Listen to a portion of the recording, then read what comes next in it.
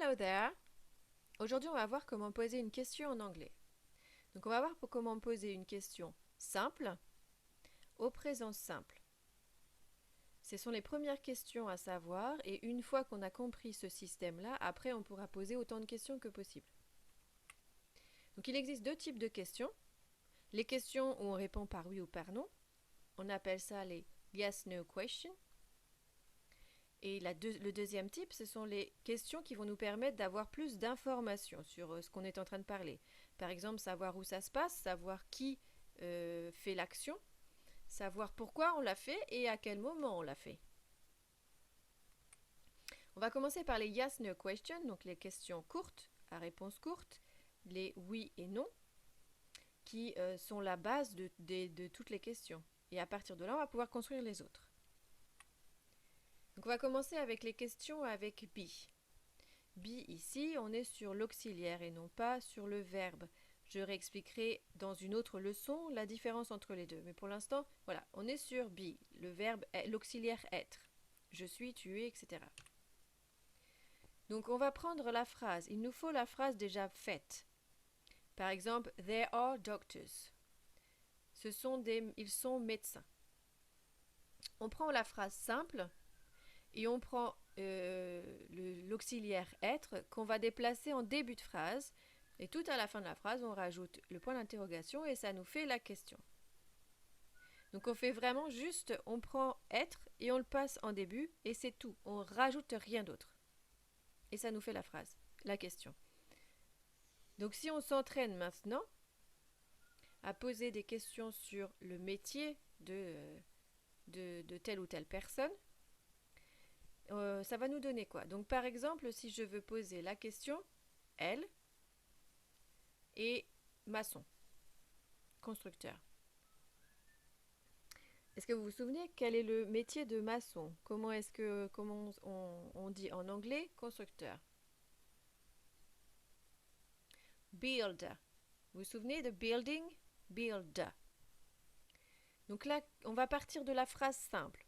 Pour le moment, on va partir de la phrase simple pour former la question et ensuite, une fois que ce sera compris dans votre tête, ça se fera tout seul dans votre tête, vous n'aurez pas plus besoin de partir de la phrase simple. Donc ici, on va dire « elle est maçon ». Ça nous donne « she is a builder ». Maintenant, on va poser la question, donc c'est-à-dire que « she is », on les déplace, on les change de place et ça nous donne « is she a builder ?» Point d'interrogation. Donc ici, is she a builder? Yes, she is. Maintenant, je vais demander lui. Est-ce qu'il est boucher? What's the English for boucher? Butcher. Vous vous en souvenez? Butcher.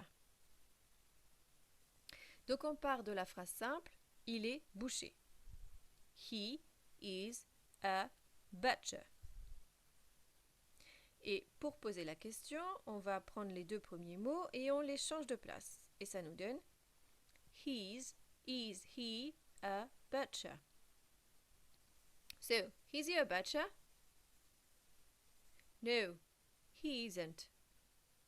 Ok. Maintenant, je veux poser si ils sont professeurs. Je vais commencer par la phrase ils sont professeurs. Ça nous donne there are teachers. Maintenant, je veux poser la question. Donc, je repars de la phrase.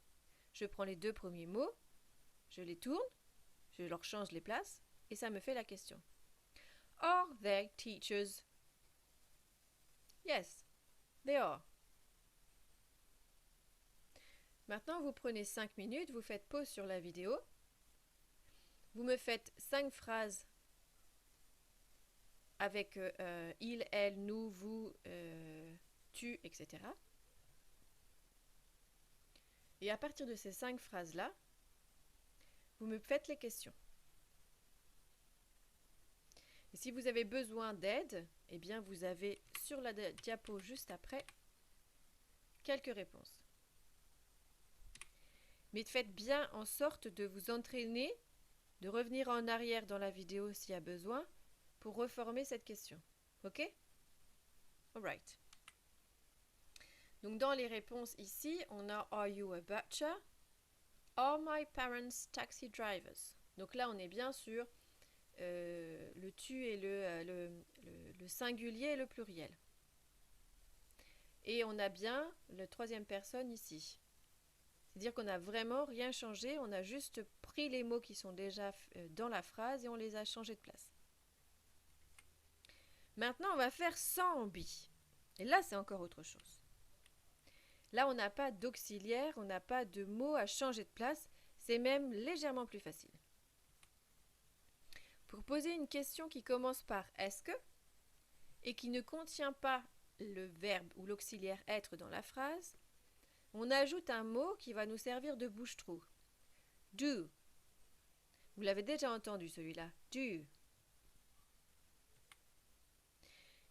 Et donc là, c'est pareil, on va partir de la phrase simple, de base, et on va rajouter en début de phrase l'auxiliaire do, et à la fin, on va mettre un point d'interrogation, et ça nous fait notre question. On n'a que ça à faire. Donc si j'ai la phrase They have a shower, ils viennent de prendre une douche, ils sont en train de prendre une douche, ils prennent la douche le matin. Je veux poser la question, est-ce qu'ils prennent une douche? Donc par exemple, est-ce qu'ils prennent une douche le matin avant de partir à l'école? Do they have a shower? Et là, ça va être yes, they do. Oh no, they don't.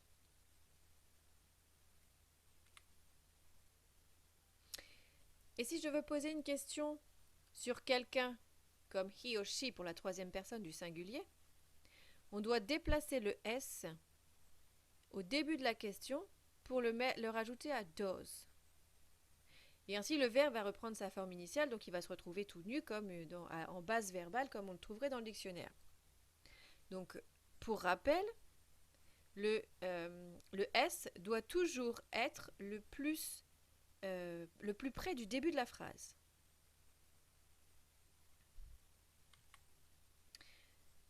Alors maintenant, on va faire quelques entraînements et ensuite vous prendrez 5 minutes pour faire des questions avec do et does. Ok? Donc si je veux par exemple dire je fais du vélo, je vais poser la question do I ride a bike? Or ride a bicycle? Si je veux dire nous dormons, donc nous, on est sur du pluriel, donc c'est pas does, donc c'est do. Ça fait do we sleep. Do we sleep? Ok. Maintenant, have dinner. My parents. Do my parents have dinner? Maintenant, avec does, si je veux dire mon frère, my brother, et my brother have music. Does my brother have music? C'est tout. C'est tout ce qu'il y a à faire. Donc là, vous prenez 5 minutes, vous faites pause et vous me posez les questions. Vous en faites au moins 5 sur votre feuille. Et ensuite, vous prenez, si vous avez besoin, vous pouvez aller sur la diapo suivante pour faire une correction ou voir si vos phrases ressemblent à celles que j'ai notées ici. Par exemple, si on part de la phrase You have dinner, on va commencer et on va former la question Do you have dinner? My parents drink fruit juice. Do my parents drink fruit juice? Et ici, pour la phrase simple, c'est normalement le ES est arrivé ici. She watches TV. Et pour former la question, ça me donne le ES arrive en début de phrase, puisqu'il doit toujours être au plus près du début de la phrase. Does she watch TV? Ou pour la deuxième, my friend get on the bus. Does my friend get on the bus?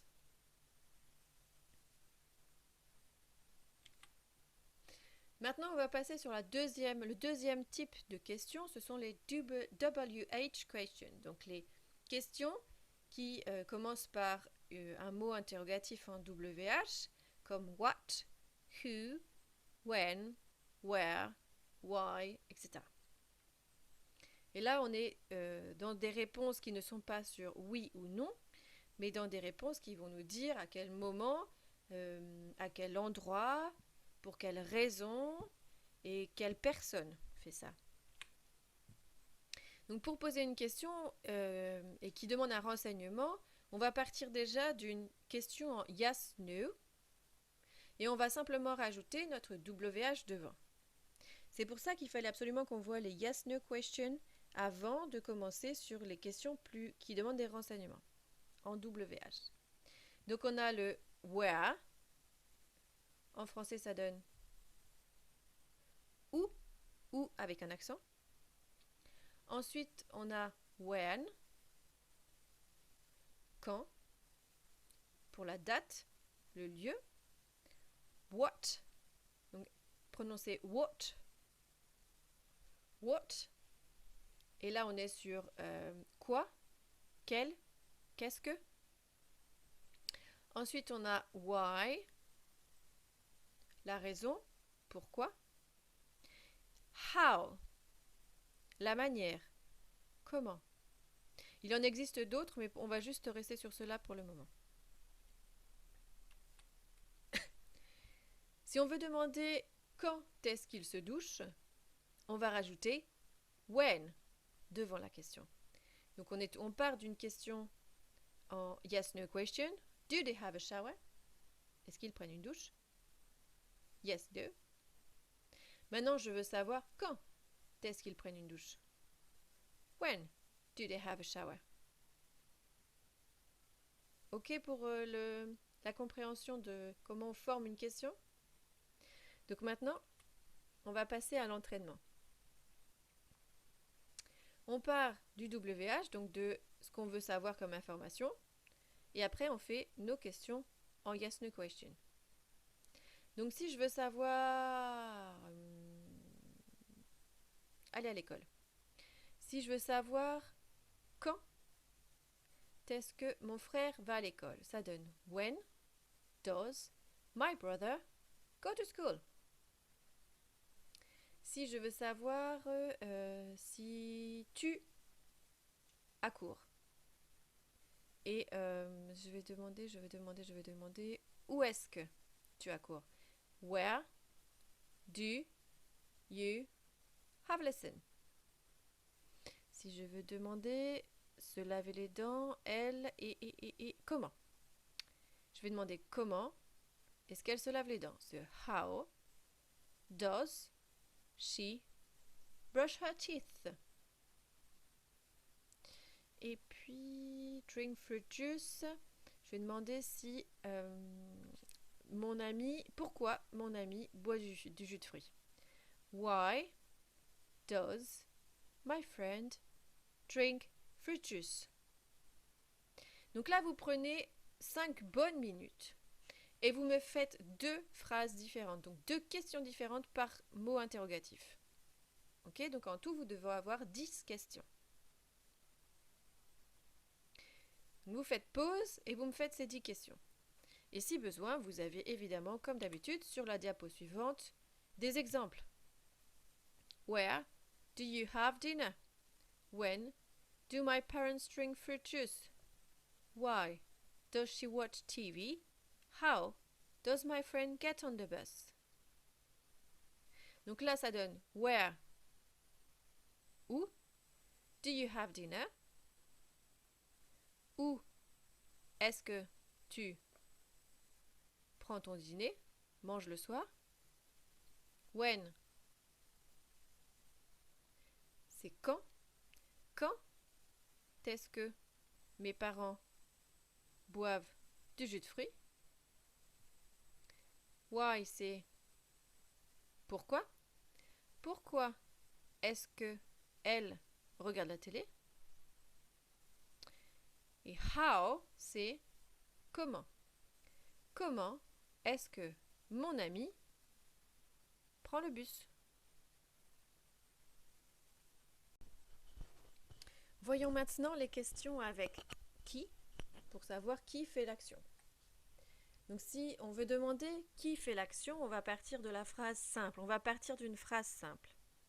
Dans les autres questions, on était parti, enfin surtout pour les WH,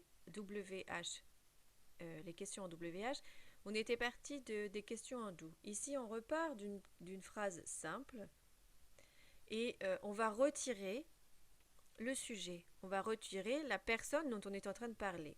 Donc, si on part de l'exemple « They have a shower », on va enlever « they » parce qu'on pose la question. Donc là, ici, la phrase, c'est bien « ils prennent une douche ». On veut poser la question « qui prend une douche ?» Donc généralement, c'est qui prend une douche le matin avant de partir à l'école. Donc là, on va retirer « they » et à la place, on va mettre « who ». Who have a shower. Donc si on commence avec celle-là, par exemple, elle est serveuse, she's a waitress. On va poser la question pour savoir qui est serveuse. Who is a waitress? Et si on veut dire qu'il va à l'école et qu'on veut demander qui va à l'école, on va poser la question Who goes to school en partant de la phrase He goes to school.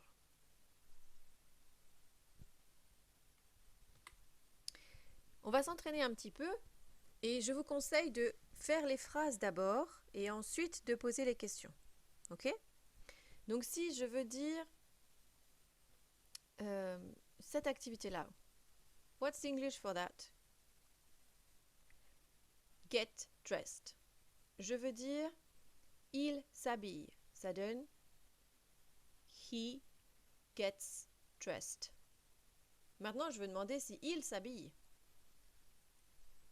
Et donc, ça va me donner, j'enlève he, ça me laisse gets dressed, et je mets à la place who. Who gets dressed. Maintenant, je vais demander qui prend son petit déjeuner le matin. Donc, je m'attends à ce qu'on me dise plusieurs personnes. Donc, je pars de la phrase ils prennent leur petit déjeuner.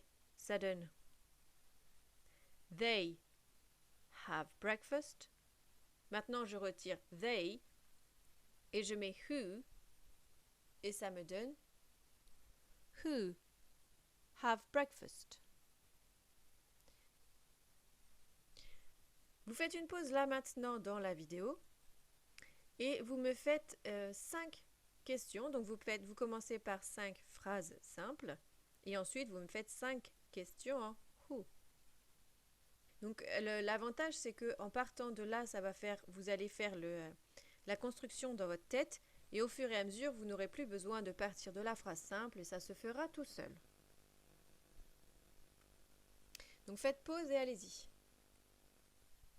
Voici des exemples en partant de phrases simples. Donc ici c'est who have dinner, qui mange le soir. Donc là c'était en partant de they have dinner.